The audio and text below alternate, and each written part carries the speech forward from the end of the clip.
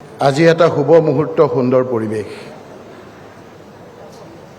এই সময়ত মই বিনা দ্বিধাই সৰ্বানন্দ সোণোৱাল মাননীয় মন্ত্ৰী ডাঙৰীয়াক ধন্যবাদ জনাইছোঁ। এই সমষ্টিৰ প্ৰতিনিধি হিচাপে এই সমষ্টিৰ সমূহ লোকৰ হৈ মই তেখেতক ধন্যবাদ জনাইছোঁ যে আজিৰ এই টাৰ্মিনেলৰ উদ্বোধনৰ যোগেদি এই অঞ্চলৰ বহুত অভাৱ অভিযোগ দূৰ হ'ব আৰু আজি আমাৰ ভূটান আৰু বাংলাদেশৰ লগত পানীৰ যোগাযোগৰ যি কথাটো কৈছে, মই ইয়াৰ লগত আৰু অলপ যোগ কৰি ক'ব বিচাৰিছোঁ যে বাংলাদেশৰ লগত পানীৰ যোগাযোগটো নাথাকাৰ কাৰণে আমাৰ ইয়াত কলিকতালৈ পানীৰ যোগাযোগো আমাৰ বন্ধ হৈ আছিল। বিভিন্ন ক্ষেত্ৰত এখন ঠাইৰ উন্নতি হ'বলৈ হ'লে পানীৰ যোগাযোগ যদি আমাৰ ভালকৈ নহয় সহজ ভাষাত, তেতিয়া সেই ঠাইৰ উন্নতি বিভিন্ন ক্ষেত্ৰত বিঘ্নিত হয়। মই ব্যক্তিগতভাৱে সৰ্বানন্দ সোণোৱাল ডাঙৰীয়াক দূৰৰ পৰা চাই দেখিছোঁ যে এই কথা বতৰাবিলাক তেওঁ মন্ত্ৰী হোৱাৰ পিছত যথেষ্ট গুৰুত্ব দিছে। আৰু আজি মই চাহ খাই থকা অৱস্থাত মই যেতিয়া কৈছিলোঁ যে আমাৰ ইয়াত বাংলাদেশৰ লগত যোগাযোগ কৰি কলিকতালৈ যাবলৈ হ'লে মানকাছাৰ ধুবুৰীৰ যিটো বন্দৰ সেইটো আৰু ভালকৈ কৰিব লাগে, তেওঁ কৈছে যে এই কথাখিনি মোৰ নখ দৰ্পণত আছে, খুব কম সময়ৰ ভিতৰত এইখিনিও কাৰ্যত পৰিণত হ'ব।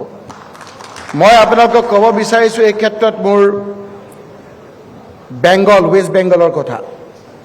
বিভিন্ন ক্ষেত্ৰত বিভিন্ন সামাজিক ৰাজনৈতিক ক্ষেত্ৰত বহুতৰ মাজত বেংগলৰ মানুহৰ অমিল থাকে, কিন্তু যেতিয়া ৰাজহুৱা কথা বতৰাখিনি আহে, যেতিয়া ৰাইজৰ উন্নতিৰ কথা আহে, সামগ্ৰিক ৰাজ্যখনৰ উন্নতিৰ কথা আহে, তেতিয়া সকলো এক। সেই বাৰ্তা দিবৰ কাৰণেই মই আজি ইয়ালৈ আহিছোঁ যে সামগ্ৰিক ৰাজ্যখনৰ উন্নয়নৰ কাৰণে আমি সৰু সুৰা মনৰ কচা বিকচিবিলাক দূৰ কৰি আমি সকলো একত্ৰিত হৈ এনেদৰে আগবাঢ়িলে সামগ্ৰিকভাৱে আমাৰ দুখীয়া ৰাইজৰ আমাৰ লাভ হ'ব। সেইকাৰণে এই চেগতে মই গভৰ্ণমেণ্ট অফ ইণ্ডিয়াৰ এজন শক্তিশালী মন্ত্ৰী হিচাপে, অসমৰ সুযোগ্য সন্তান হিচাপে সৰ্বানন্দ সোণোৱাল ডাঙৰীয়াক ক'ব বিচাৰিছিলোঁ যে এই অঞ্চলৰ অন্যতম এটা সমস্যা হ'ল, আপুনি কৈ থাকে বাৰে বাৰে যে ব্ৰহ্মপুত্ৰৰ গৰাখহনীয়া। হয়, আমাৰ ইয়াত বানপানীৰ সমস্যা জোৰ জটিল, কিন্তু যোনে গৰাখহনীয়া নেদেখে, অসমৰ বাহিৰৰ বিভিন্ন ৰাজ্যই আপোনাৰ গৰাখহনীয়াৰ কি সমস্যা সেইটো বুজি নাপায়। কাৰণ আমাৰ ব্ৰহ্মপুত্ৰখন নদী নহয়, ব্ৰহ্মপুত্ৰখন নদ। Brahmaputra is a mail river. এই কথাখিনিকে আমি দিল্লীত বহুতে বুজাব পৰা নাই। সৰ্বানন্দ সোণোৱাল ডাঙৰীয়াই গংগাৰ লগতে প্ৰত্যেকটো ক্ষেত্ৰত আজিও দেখিছোঁ যে ব্ৰহ্মপুত্ৰৰ কথাটো উল্লেখ কৰিছে।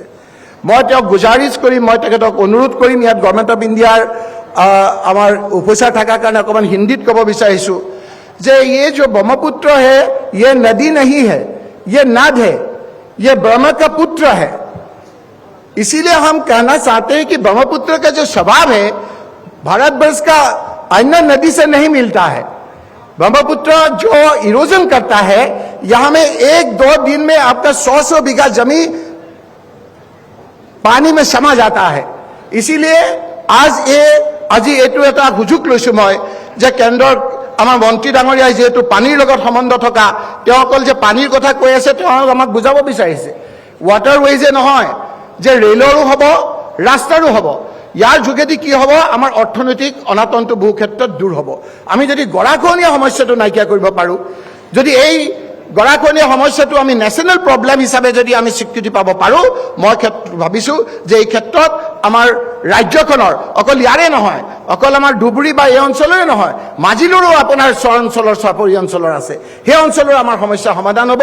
আমি এই কথাবিলাক আজি এটা বাৰ্তা দিবৰ কাৰণে আপোনালোকৰ ওচৰলৈ আহিছোঁ যে সকলোৱে মিলিজুলি ৰাজ্যখনৰ উন্নতি সাধন কৰি যদি আমি দুখীয়া লোকসকলক আমি যদি উপাৰ্জন বঢ়াব পাৰোঁ, খেতিয়ক লোকসকলৰ যদি উপাৰ্জন বঢ়াব পাৰোঁ, তেতিয়া সামগ্ৰিকভাৱে ৰাজ্যখনৰ উন্নতি হ'ব।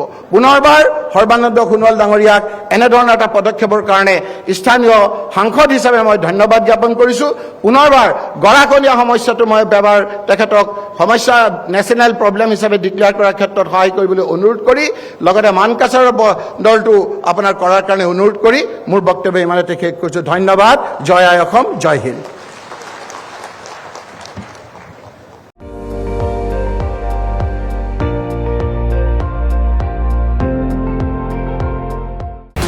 আপুনি চাই আছে ND24 সৰ্বশ্ৰেষ্ঠ নহয় সৰ্বোত্তমৰ দৌৰত।